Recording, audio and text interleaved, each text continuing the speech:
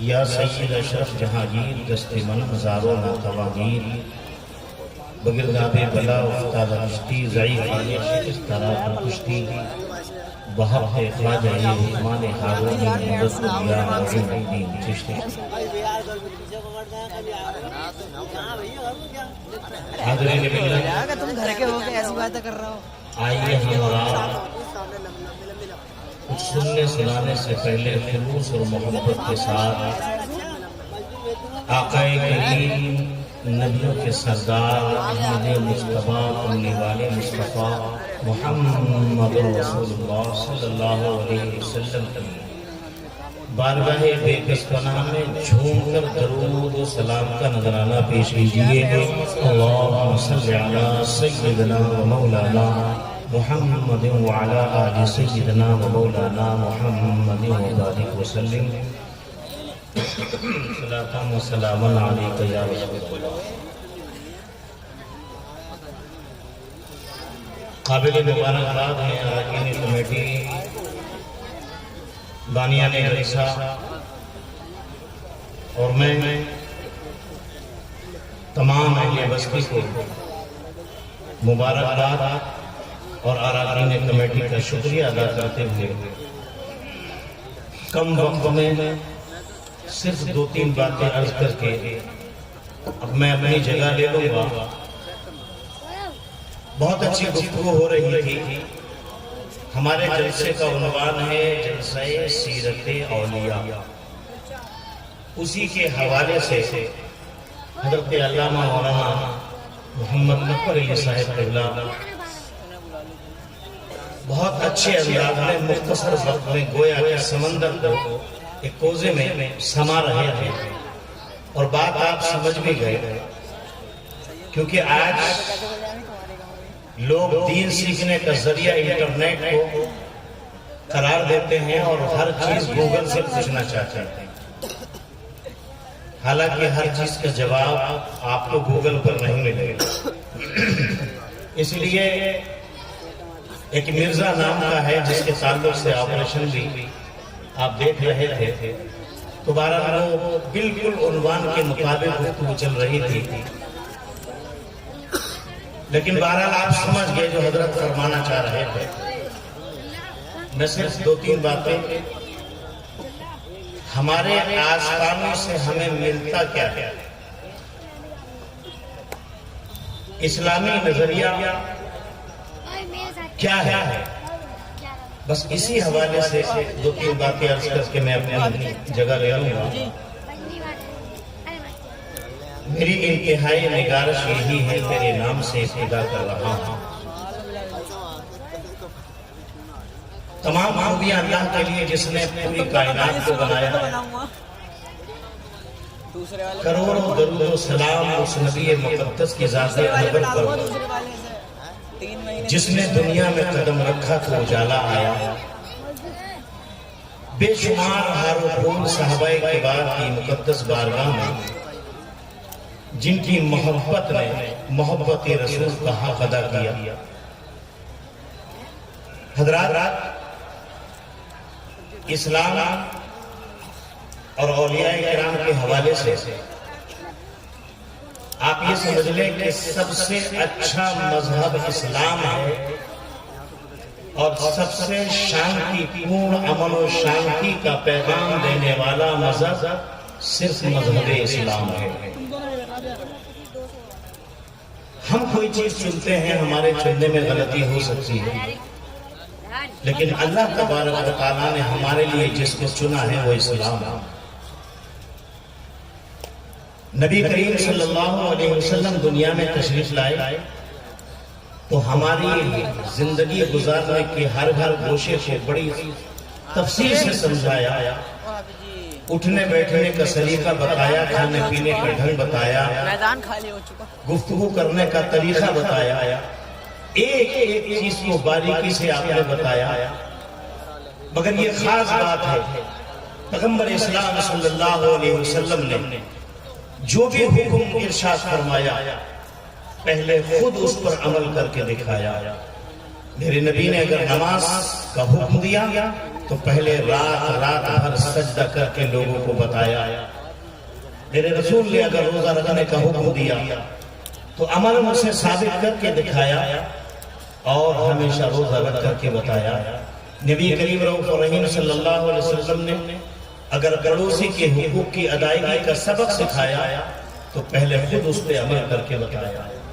نبی کریم صلی اللہ علیہ وسلم نے اگر صدقہ و خیرات کا حکم دیا تو پہلے غریبوں اور محتاجوں کو دیا اور یہ عملاً کر کے بتایا۔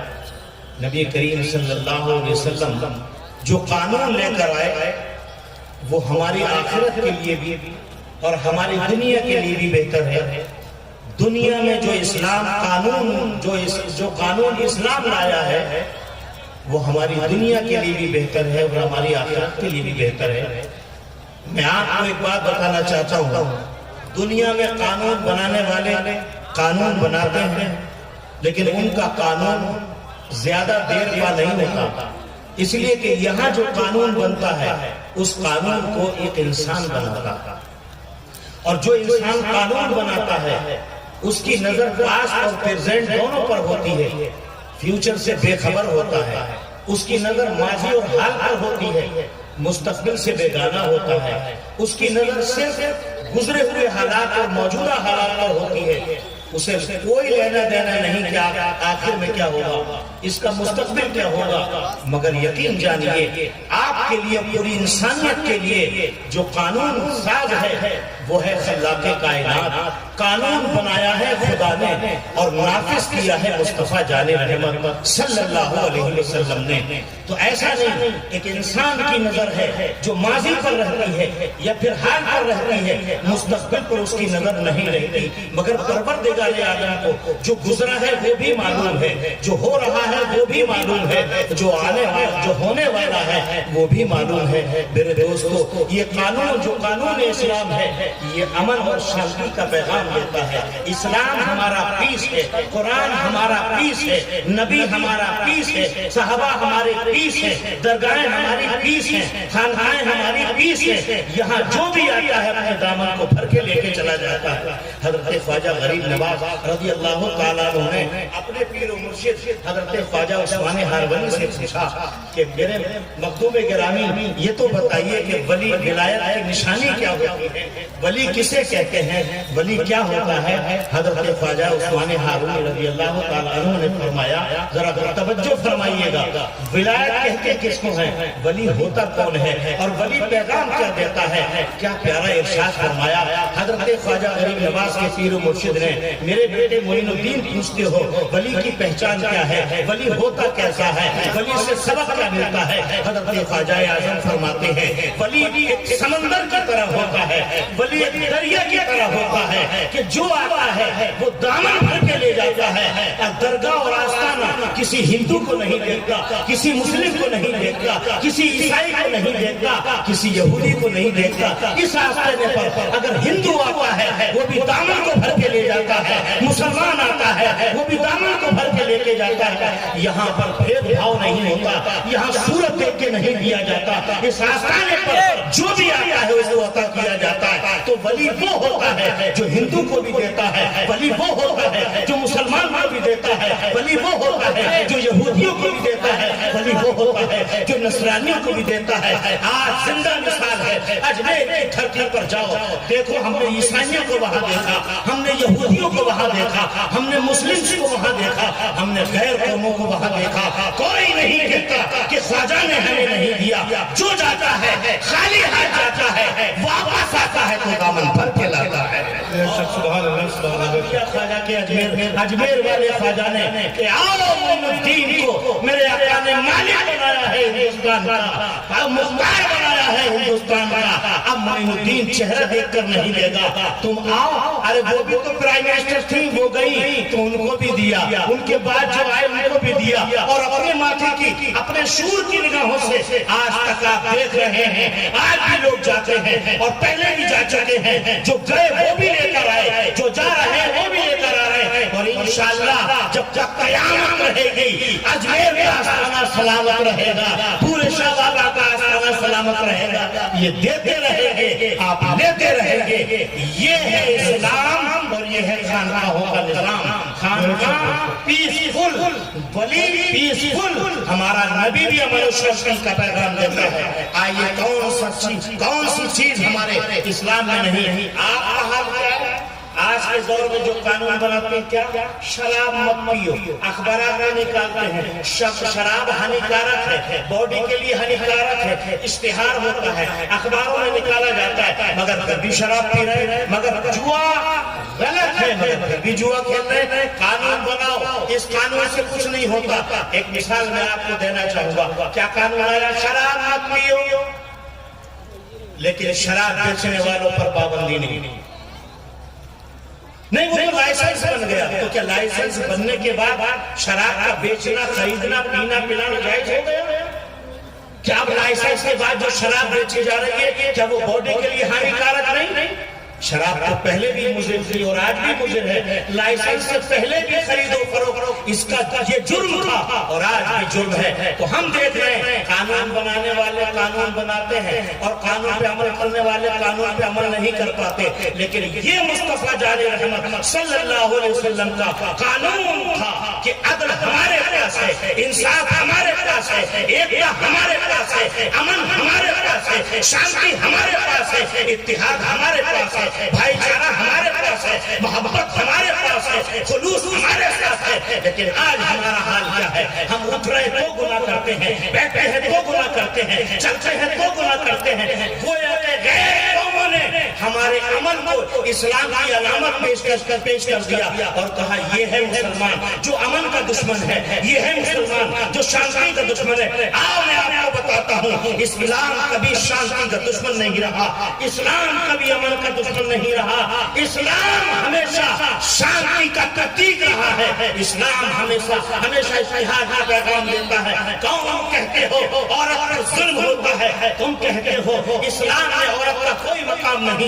یہ آج بلاکاریاں ہو رہی ہیں، قانون بنانے والے قانون بناتے ہیں، لیکن بلاکاری نہیں رک رہی ہے، زناکاری نہیں رک رہی ہے، بے وجہ کسی کو قتل کرنا، کسی کو انلیگل مارنا یہ جرم ہے۔ یہ تم قانون بناتے رہو مگر قانون پر عمل نہیں ہوتا۔ لیکن کاش اگر قانون اسلام ہوگا اور قانون اسلام پر اگر عمل کرتے تو ایک زانی کو سزا دی جاتی، پوری دنیا اس سے سبق حاصل کرتی۔ اس لیے کہ آج زنا کرنے والے زنا کرتے ہیں، بس سے بہت سزا ہو جاتی ہے، جیل ہو جاتی ہے، پھر چھپ جاتا ہے، پھر وہی زنا کاری کرتا ہے۔ لیکن اور اسلام کے دامن میں اسلام کے قانون کو اپنایا ہوتا تو قسم خدا کی اسلام کے اندر اس سزا کا وہ پراوڈھان ہے، وہ حل ہے، وہ ایک سولوشن ہے۔ اگر اسلامی نقطۂ نظر سے ایک سال کو سزا دے دی جائے، قسم خدا کی دیکھنے والوں کی روح کانپ جائے گی، اس لیے کہ سنسار کرنا آیا ہے، زانی اور زانیہ کو پتھروں سے مار کر ہر قتل کرنا آیا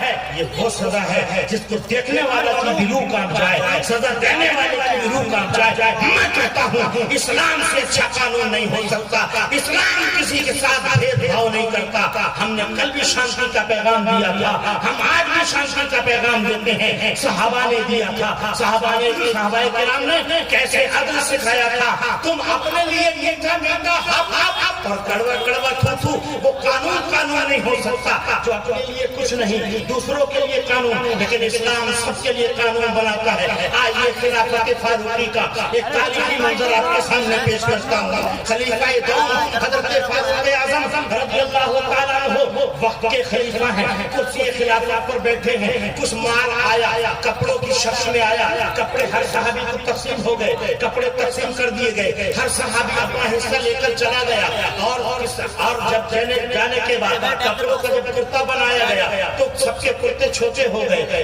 اکثر کے کرتے چھوٹے ہو گئے، مگر خلیفہ حضرت فاروق اعظم رضی اللہ تعالیٰ عنہ عدل و انصاف کے پیکر بنا کر کے نبی مکرم نے اپنی درسگاہ رسالت سے حضرت عمر آئے تھے تو حضرت عمر بن خطاب کو فاروق اعظم اور عدل و انصاف کا پیکر بنا کے مصطفیٰ نے قوم کے سامنے پیش کیا تھا، کہا ہمارا نبی بھی عادل ہے اور نبی کے خلفاء بھی عادل ہے۔ آؤ کس طرح سے فاروق اعظم نے اپنی زندگی سے لے کر کے آج تک اور آج سے لے کر قیامت تک حکمرانوں کو سبق دے دیا کہ وہ قانون نہیں ہو سکتا، جو صرف اپنے دوسروں کے لیے ہو، اپنے لیے نہ ہو۔ آؤ فاروق اعظم رضی اللہ تعالیٰ عنہ قانون کیا پیش کرتے ہیں؟ ایک سوال کر ہی لیا، بڑے بڑے جری ہوا کرتے تھے، کچھ لوگ وہ ہوتے ہیں جو شرم سے چپ جاتے ہیں، مگر خلافت فاروقی میں یہ حکم تھا کہ جو پوچھنا ہے برملا پوچھو، جو چاہتے ہو برملا سوال کرو۔ جب سب کے کرتے چھوٹے دیکھے، مگر حضرت فاروق اعظم رضی اللہ تعالیٰ عنہ کا کرتا لمبا۔